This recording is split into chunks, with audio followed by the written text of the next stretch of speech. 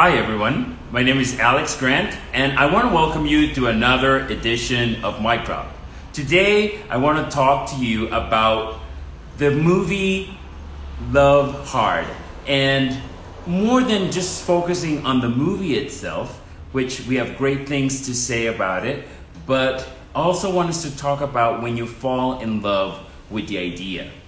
First of all, I want to send a huge shout out to the director Hernan Jimenez, who has made us very, very proud here in Costa Rica, since he is Costa Rican, and also this is his first production for Netflix. And it also has on its cast Harry Shum Jr., who is also Costa Rican, and he plays the character of Owen Lin, who is somewhat of a nemesis to the leading characters. So it's a wonderful romantic comedy, perfect for the holidays, and I think it's really going to take over some of the classic favorite romantic comedies for the holidays, such as Love Actually, among many others. So, which the film does make a reference to. I think it's a wonderful, and it's also a very thought-provoking film. And it seemed like just the perfect backdrop for us to talk about when you fall in love with the idea. There's nothing better and more fulfilling than falling in love. And we can feel very enthused, very excited. It could just be something that takes us and wraps us in a way like nothing else. It could be a very, almost kind of an outer body experience. It can make us feel giddy inside. It can make us feel like we're younger again. It can make us feel just like we're teenagers all over again. But sometimes we also, in that process, find ourselves kind of wrapped up in the idea of falling in love. Sometimes we are more enthusiastic about the idea of what it's like to be with someone that we care for, someone that cares back for us, someone who is also thinking of us all the time, someone who texts us every morning to wish us a happy day, to ask us about our day, someone with whom to plan our spare time. All these different things are very fulfilling, very exciting, but sometimes we find ourselves kind of losing track of what the goal of it all is. And it can become kind of a goal in itself, just to be with somebody, just to be able to say, I'm gonna have someone with me either for the holidays or for the coming year. And we can really lose track of what's really important at the end of the day. Sometimes we can almost kind of put love on a pedestal. We can just create or worship the idea of love instead of really getting to know the person that we have next to us. Being in love is wonderful, and we've been exposed to it through children's stories since we were growing up, with the story of a prince and a princess, with those stories that end up with they lived happily ever after together.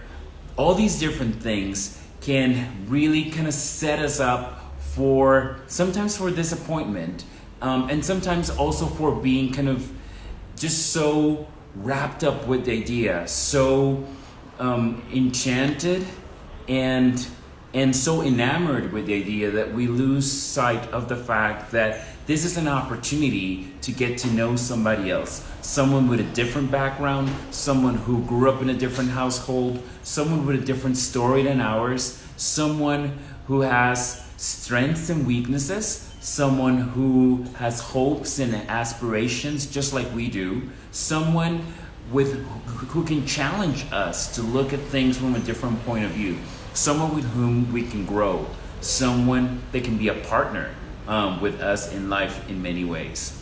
So it's important for us to there's nothing wrong with being romantic. There's nothing wrong with being idealistic. And I must confess, I'm both.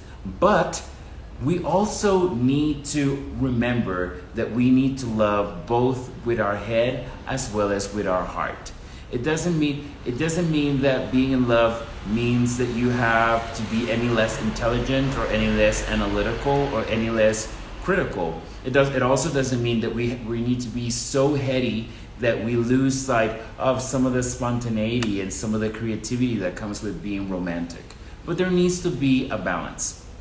One of the things that the film presents to us is that sometimes we can work so hard at creating a certain persona to present ourselves to other people that we fail to present our true selves, to present ourselves with all the good and all the bad and all the ugly that we all have.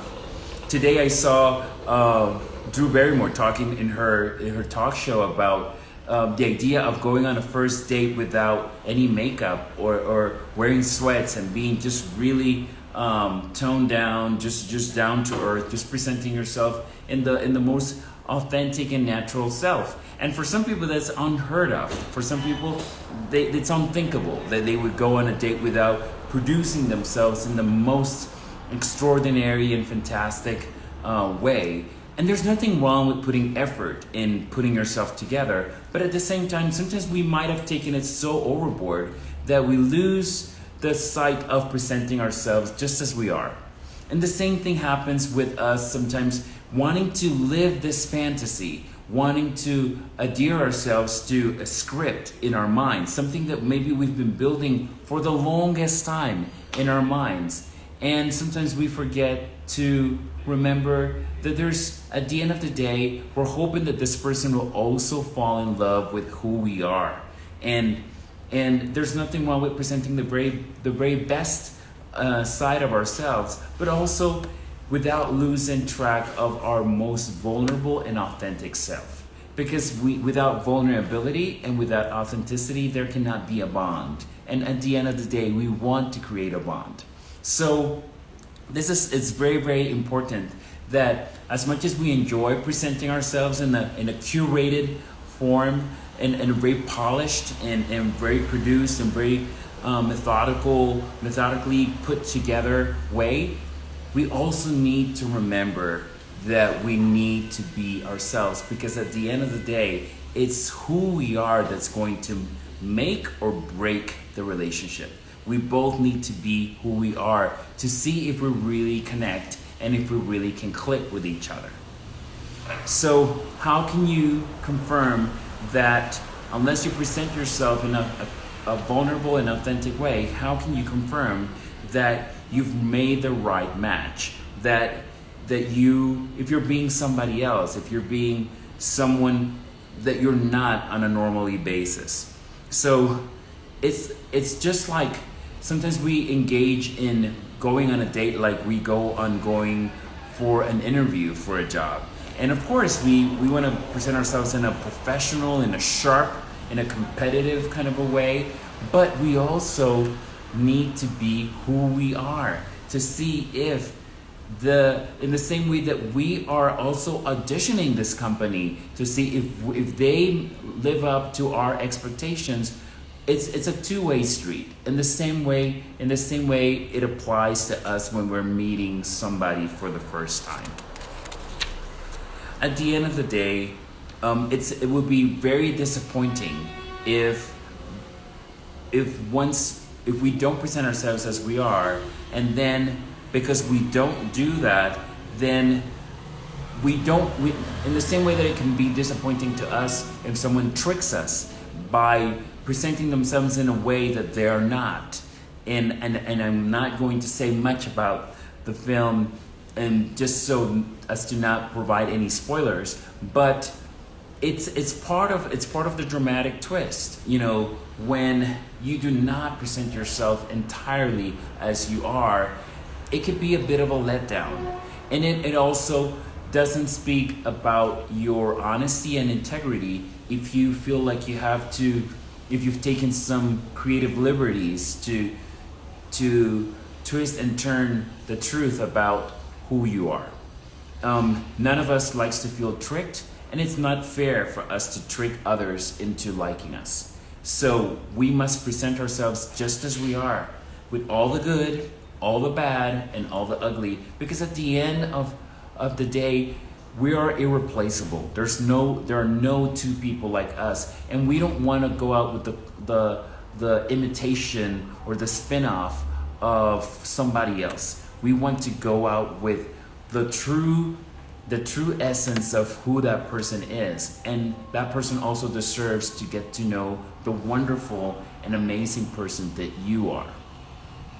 So we're here to, the first person that needs to fall in love with you is you, and you teach the rest of the world how to do the same. So remember, you cannot love that which you do not know. So take the time to get to know yourself, and also to present yourself in the most loving and caring way, but always being authentic and always being vulnerable, to invite others to do the same with you.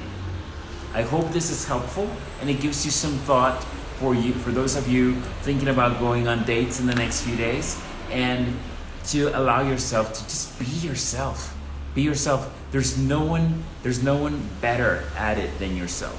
There's no one better than you. There are no two other people like you. There are many celebrity wannabes, but there's only one of you, and that's what makes you unique. And that's what's going to lead you, by you being yourself, your most authentic self. That's what's going to attract someone as equally as authentic as you are. I hope this is helpful, and I'm look forward to see you in a week for another edition of Mic Drop. For those of you who are interested in following up, you can follow me on social media. Here on Instagram under W Alex Grant. You may also find me on YouTube under Alex Grant, and on Facebook as Alex Grant, Consejero Familiar y Motivador. And for those of you who are interested in setting up a counseling session, either individually or as a family or as a couple, or even as a parent and child, you can do so by contacting my office at Country Code 506. And the number is 6186-3941. Again, country code 506, and the number is 6186-3941. I hope you have a wonderful day. Take care of yourself, get to know yourself, love yourself, and then teach us and show us how to love you as well. Have a great day. Bye-bye.